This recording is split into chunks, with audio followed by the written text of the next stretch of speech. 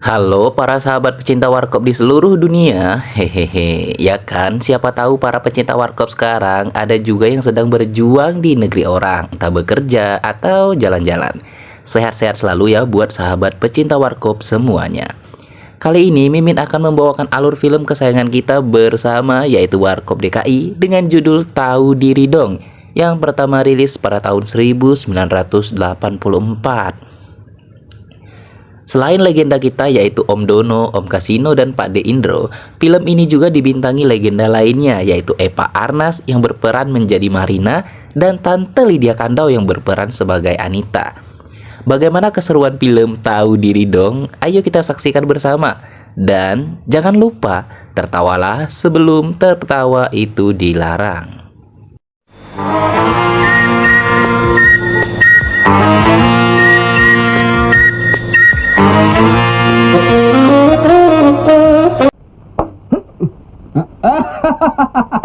Lu jangan ikut-ikutan, biar tahu diri dong.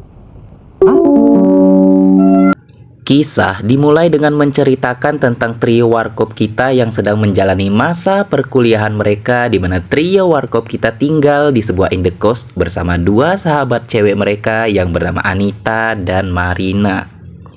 Hari itu karena Kasino ngide ingin memasang lukisan abstrak di dinding rumah indekos mereka, namun karena terlalu bersemangat, dinding rumah indekos mereka pun rusak dan suara gedebak-gedebuk mereka pun terdengar oleh sang pemilik indekos yang bernama Pak Uskus. Kasino dan kawan-kawan pun mencoba menyembunyikan kerusakan yang ada pada dinding tersebut. Namun seperti pepatah, sepandai-pandainya menyembunyikan tembok rusak, pasti tercium juga. Nggak gitu kan bang?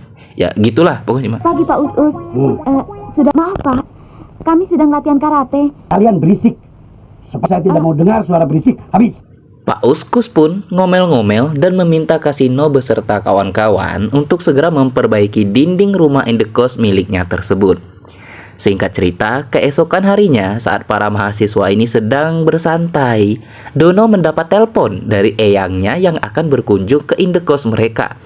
Namun yang gawat adalah eyangnya Dono ini mengharuskan Dono untuk mengambil jurusan dokter sesuai keinginannya, sedangkan Dono sendiri mengambil jurusan yang sesuai passion dirinya, yaitu memasak. Nah, disinilah tantangannya. Dono juga tidak mau mengecewakan sang eyang tercinta.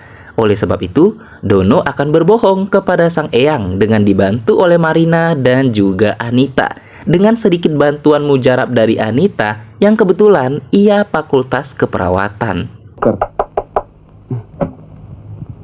Dokter nggak usah sungkem-sungkeman lagi.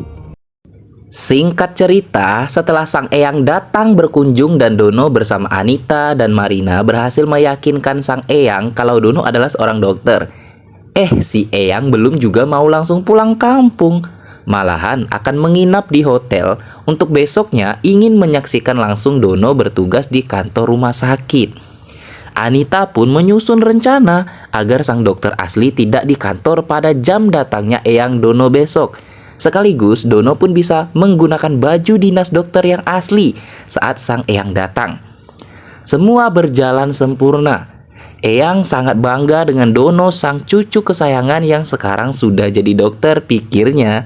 Karena dulu eyang pernah kecewa kepada bapaknya Dono yang tidak mau mengikuti keinginan eyang agar menjadi dokter. Ada. Kantornya bagus. Mau kembali ke desa. Beginilah kalau saya sedang bekerja. Monggo. Eyang pun pamit undur diri dari kantor sang dokter dan akan pulang kampung sore ini. Tapi beberapa saat kemudian datanglah Pak Uskus yang ingin berobat kepada dokter yang asli.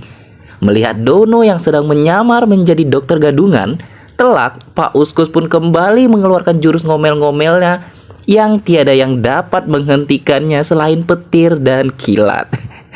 Namun saat Pak Uskus sedang asik mengomeli Dono, tiba-tiba eyang kembali muncul karena tongkatnya ketinggalan. Dimana ketahuanlah kalau cucu kesayangan eyang ternyata berbohong menjadi Pak Dokter. Sehingga eyang pun akan pulang dengan kekecewaan. Namun setelah Dono menjelaskan kalau dia hanya ingin eyangnya senang, sang eyang pun mau mengerti dan malah memberikan semangat kepada Dono agar menjadi orang yang lebih jujur untuk kedepannya. Singkat cerita, esok pun tiba. Indro dan Anita yang pulang duluan ke indekos merasa curiga dan sedikit was-was karena pintu indekos tidak terkunci, sedangkan belum ada yang pulang selain mereka berdua. Terjadilah acara mengendap-ngendap oleh Anita dan Indro karena takut kalau di dalam indekos mereka sudah ada perampok. Namun setelah memeriksa keadaan ternyata tidak ada siapapun dan tidak ada yang hilang. Tapi yang bikin jantung dakdikdukser, amplop yang berisikan uang patungan mereka untuk membayar biaya indekos bulan ini sudah raib entah kemana. Sedangkan itu adalah jatah bulanan mereka tiap bulan untuk biaya bayar indekos, dan pasti hal ini akan bikin pusing 7 keliling. Setelah Dono, Kasino, dan Marina pulang pun mereka malah ikutan pusing 7 keliling. Sedang asik-asik pusing, tiba-tiba Pak Uskus datang.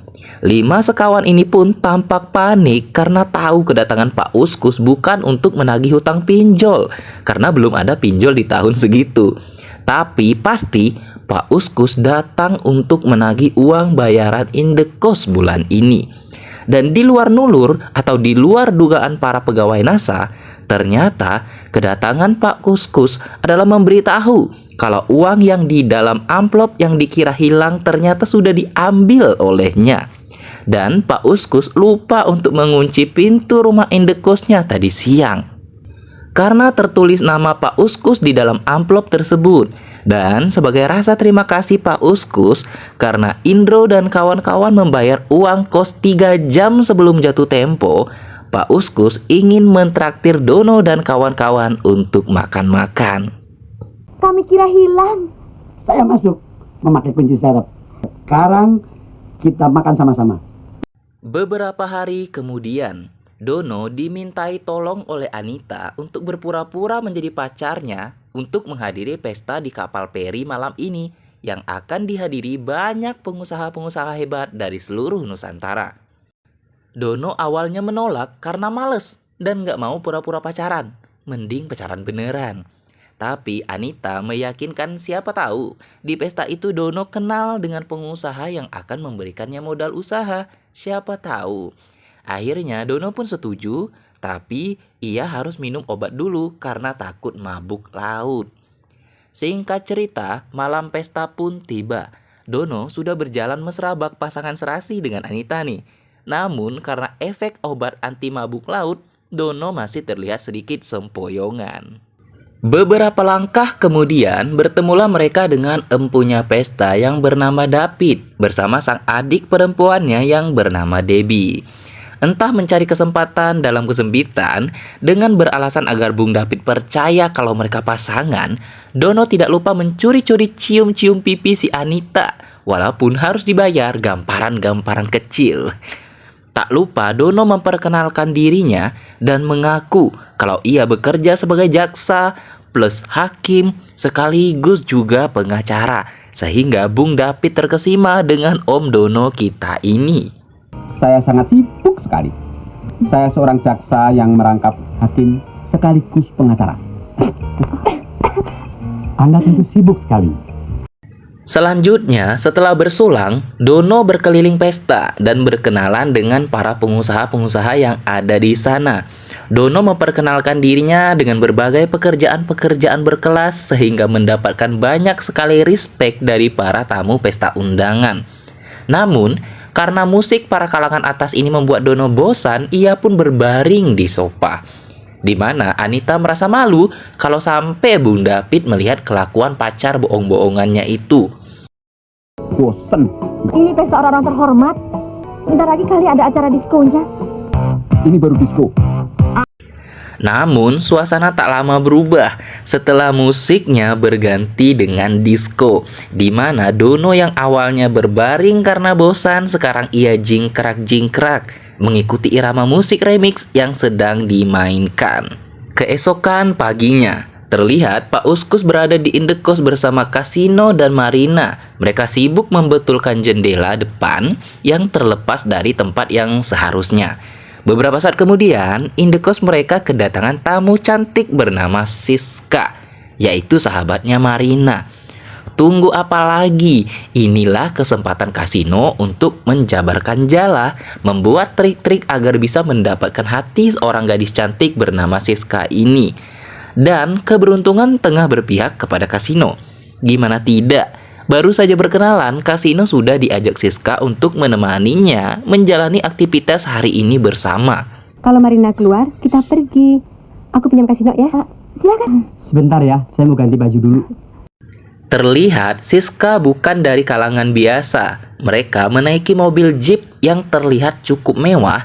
Dan benar, pekerjaan Siska bukan kaleng-kaleng rombeng. Siska bekerja sebagai seorang sutradara, yang dimana membuat Kasino sendiri kaget dan merasa sekarang agak minder mendekati si Siska. Hal itu berdampak saat Siska memimpin sebuah casting di mana Kasino merasa kurang nyaman, sehingga membuat dirinya grogi dan menghasilkan suara-suara berisik yang mengganggu aktivitas pembuatan film. Namun, karena tahu diri, Kasino pun pergi keluar sejenak sambil melihat pemandangan laut. Karena kebetulan pengambilan film tersebut di dalam rumah yang tidak jauh dari pantai. Sementara itu di indekos, Indro membawakan kabar gembira kalau Dono bakal mendapatkan door prize sebesar 5 juta rupiah. Tanpa sepengetahuan Dono, ternyata Indro mengirimkan resep makanan yang dibuat oleh Dono untuk mengikuti undian berhadiah. Dan kebetulan Dono terpilih, tapi sayangnya Indro mendaftarkan Dono sebagai ibu-ibu menuju nenek-nenek, di mana Dono harus menyamar menjadi perempuan berusia 52 tahun agar bisa mendapatkan hadiah 5 juta tersebut. Masa sama duit 5 juta gue berani bercanda? Dono merasakan kalau dia lagi dikerjain sama Indro. Tapi ya demi uang 5 juta pun gak apa-apa jika harus menyamar menjadi nenek-nenek usia 52 tahun. Singkat cerita, saat akan pengambilan hadiah, ternyata hadiahnya tidak langsung diterima, melainkan harus melewati tahap perlombaan dengan 2 wanita lainnya dalam ajang masak-memasak.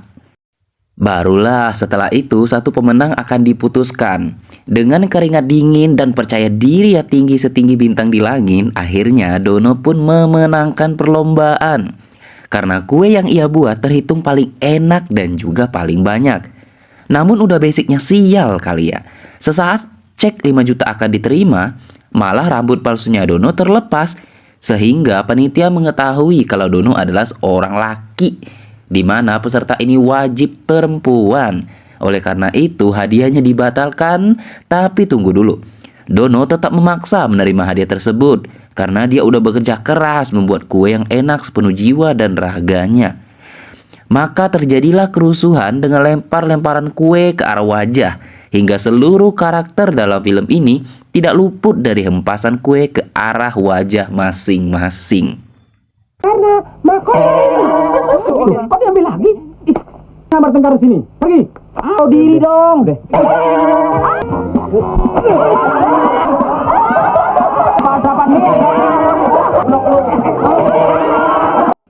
Waduh, sisain yang Mimin lah satu kuenya. Dan buat para penggemar warkop juga yang suka kue pastinya. Ada-ada aja ulah para legenda kita ya teman-teman. Udah enak-enak ikut undian, menang lomba, hadiah tinggal diterima, ada-ada aja halangan dan kesialannya. Aduh, tapi kalau nggak gitu nggak warkop namanya. Nah, karena filmnya udah selesai, Mimin akan pamit undur diri dulu nih. Tapi jangan khawatir, Mimin akan kembali nanti dengan membawakan alur film Warkop DKI yang lebih seru lagi.